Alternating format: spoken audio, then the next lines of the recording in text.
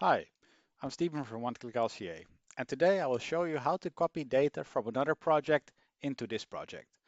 There's only two requirements to this function. You have to have access to both projects, and the tools in the projects have to be the same.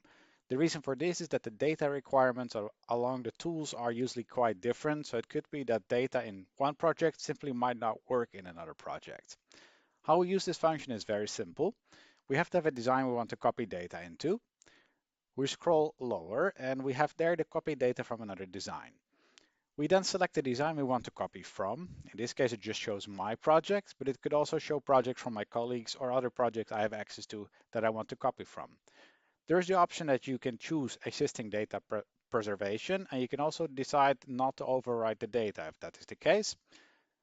Then you just copy the data. In my example, there's already some data there. So it would ask me if I want to overwrite or not. So I'll just overwrite it now. And then it copies the data directly into my design. Then we just wait a couple seconds until the data is transferred, and then we can continue the assessment in this project. And that's it.